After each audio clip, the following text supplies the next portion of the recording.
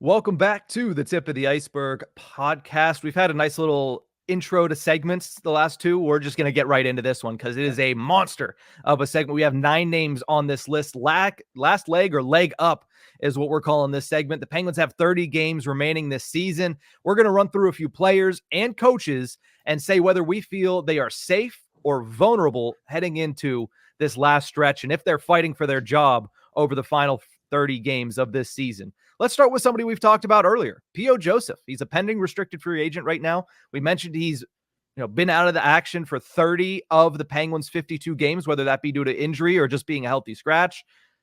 Horwat, I'll ask you simply, leg up or last leg for P.O. Joseph?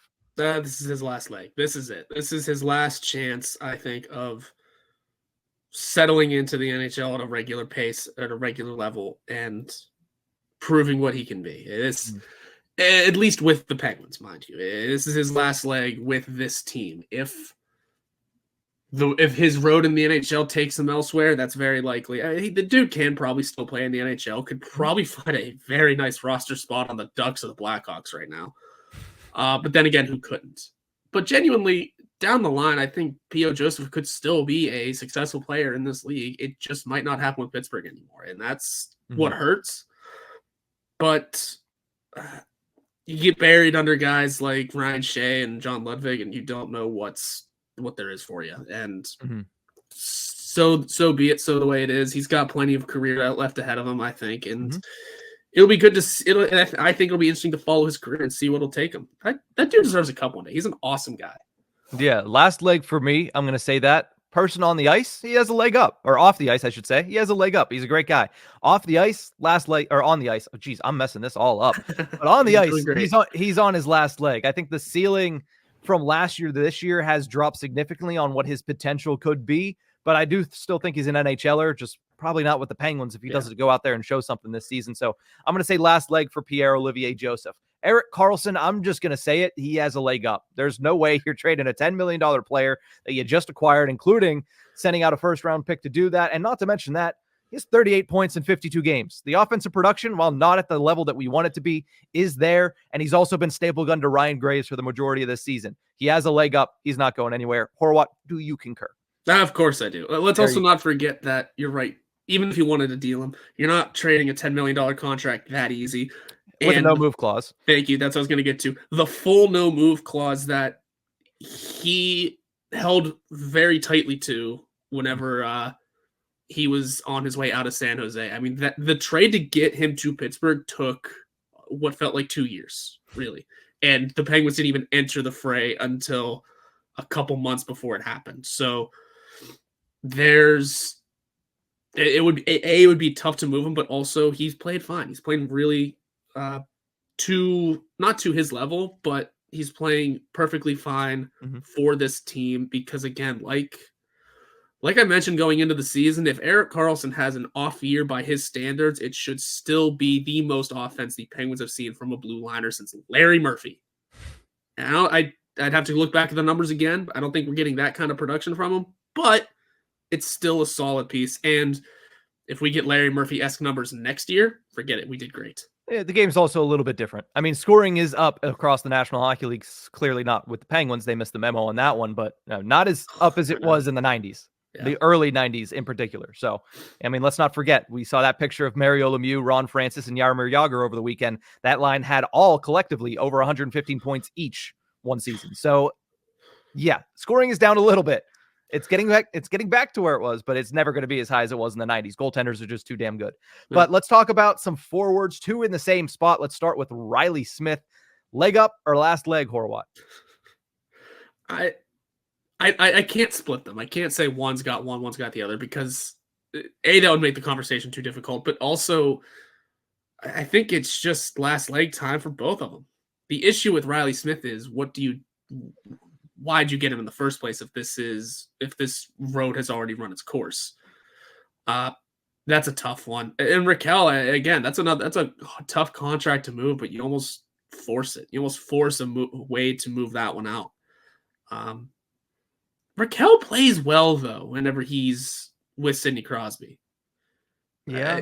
One game sample size in recent memory isn't going to do enough to, change that sentiment yet. We have to see it a few more times to really see if he does. Mhm. Or maybe it's 2 games, however long it's been. The Penguins need to see what he still can do. So I want to give Raquel a little bit of leniency because he's got a longer deal. He's a tad younger. I don't remember off the top of my head. But Riley Smith last leg for sure. Yeah, Riley Smith. We've been trading Riley Smith off for the last good while, I would say. So I have him as last leg. I also have Rickard Rakell as last leg too. You mentioned he's looked good at points this season with Sidney Crosby, but okay, what does that make him? A more talented Dominic Simone? Because he hasn't done anything when he's not playing with Sidney Crosby, and you can't continue to have players like that. You just can't have players that drop off the face of the earth, especially with a $5 million salary cap hit when they're not playing with Sidney Crosby. Because let's face it, eventually Sidney Crosby is going to drop off at some point in the next 4 years, at least you would expect. I mean, he is a freak of nature, so maybe he can fight that off, but you would expect him to drop off at least a little bit. And when he does that, Rickard Rakell is going to be useless. $5 million useless in the last 2-3 years of that contract, and he's already proving that he's not having a good year. Now, here's the thing. One bad season does not make a player what he is going to be the rest of his career. We've seen players be very good, have an off year, and then come back and be very, very good once again. There's another player we're going to talk about here in a second that is having a very, very good year after a down season last season.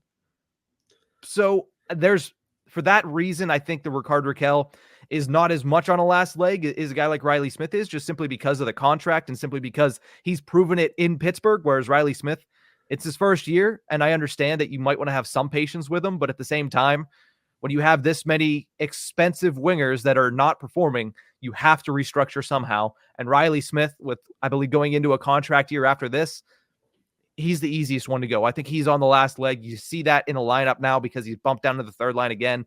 But I have Rickard Rakell right next to him. I think that if you're serious about trying to restructure this team to make them a playoff team next season, because I don't think any move you make is going to make them a Stanley Cup contender in the offseason. I think that would be a very large task and a tall task for Kyle Dubas to do. But to make this team certainly needs to be better than it is now, but to make this team a playoff team, there's going to need to be some restructuring that goes on, particularly on the forward side, to get the offense at least some life next year.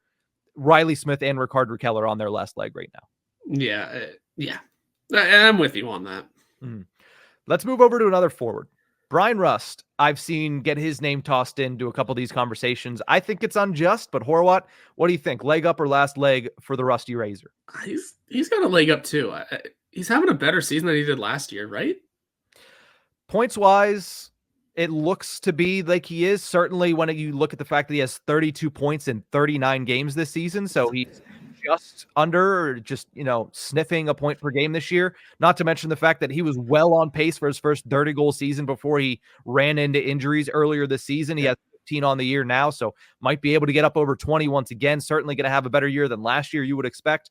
But, I would assume that he has a leg up as well, just simply because the production's there. And also he does everything for you. He's killed penalties, less so this year than he has in the past because the Penguins went out and got a bunch of penalty killing forwards.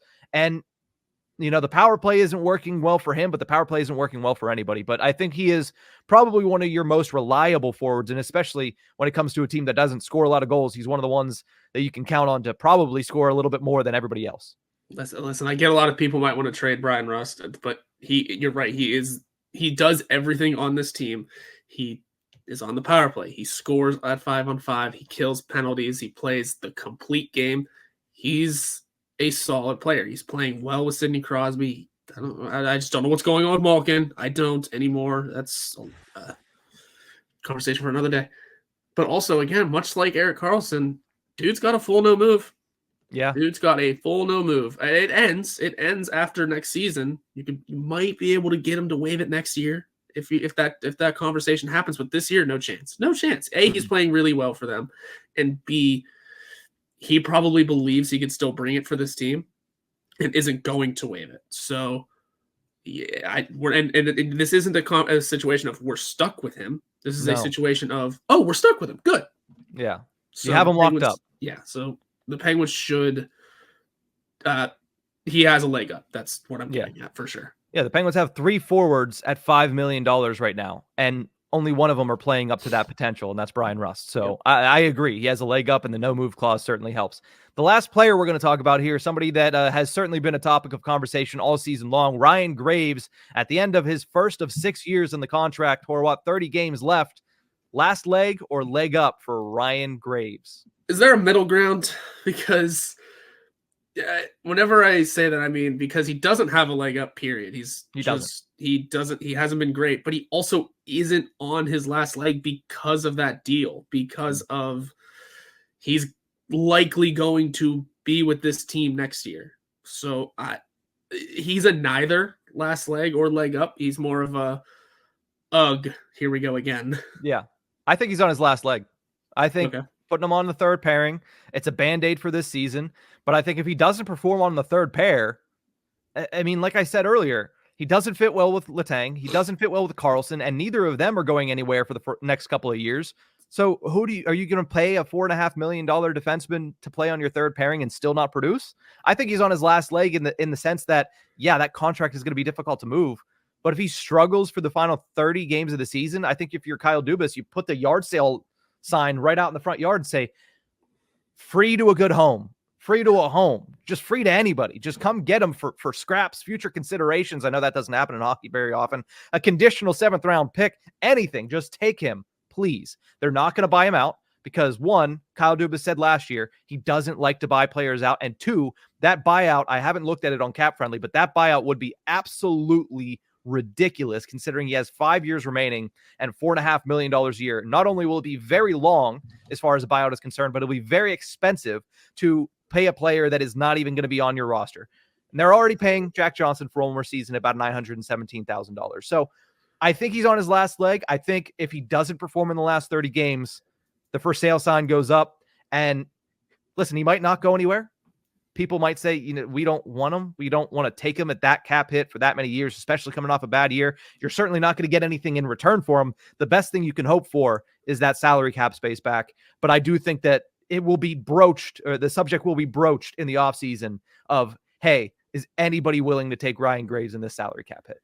The issue with that is that the Penguins would likely have to then sweeten that pot somehow. You can't. Teams aren't just going to take that deal on for nothing. They're going to want to trade another bad contract the other way. They're going to want to bring in another good face that's also useful. And for those curious about a Ryan Graves buyout, if it was to happen right now, it would last until 2034. Jesus. Now it would be 1.75. Yeah, $1.75 million next year. The year after, 2.5. The year after that, 3.5. Sorry, the next 2 years after that would be 3.5. And then in the 28-29 season, $3,750,000. Sorry, $3,750,000. Yeah. And then for the final 1, 2, 3, 4, 5, 6 years, $750,000.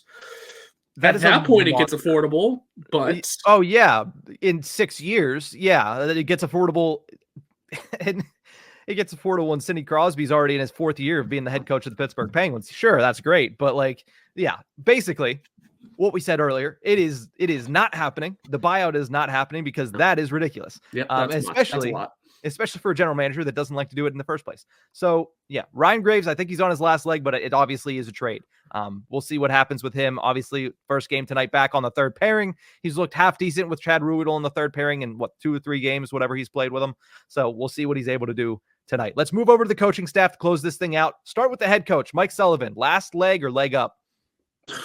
Are we talking about for this season? Because if it's this season, he still has a leg up. If it's next season, he's on his last leg. Because I'm going to continue standing by. And honestly, Mike Sullivan Kyle Dubas might even reaffirm this on Wednesday.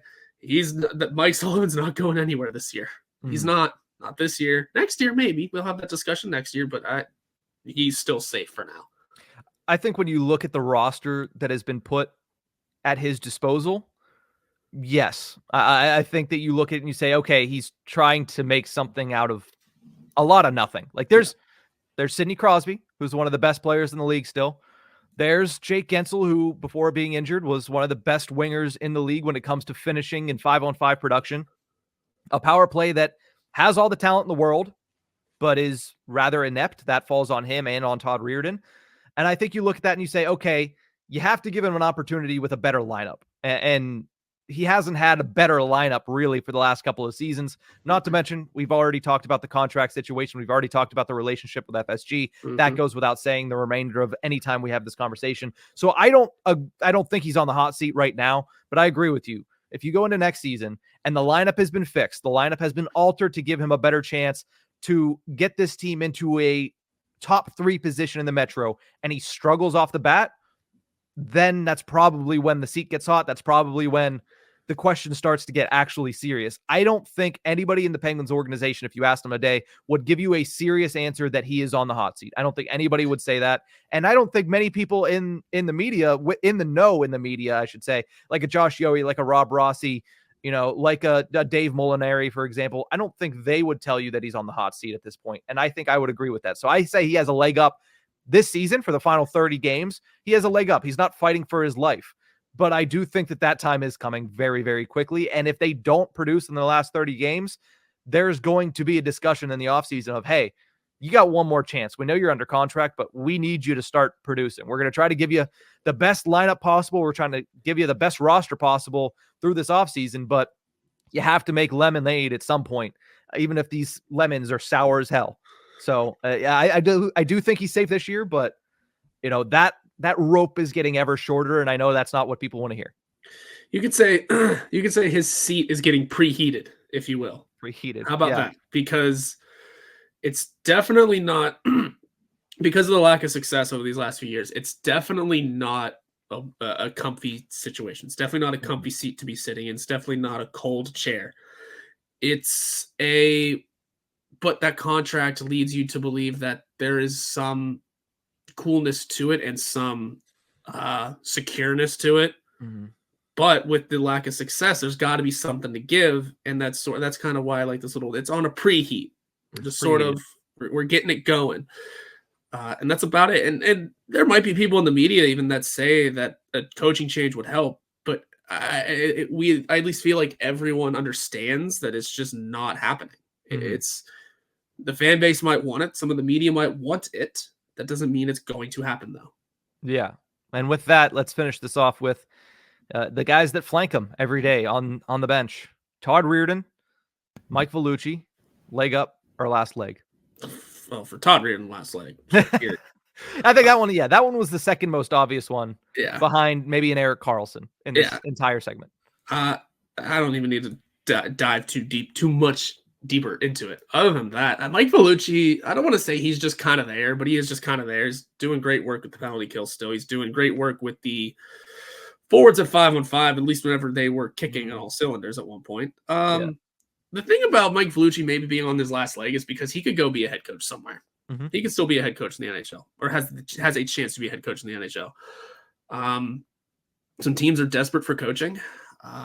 Who's LA's currently just has an interim guy, and we'll see where things go there. I wouldn't be shocked to see Vellucci be in some head coaching conversations this upcoming summer.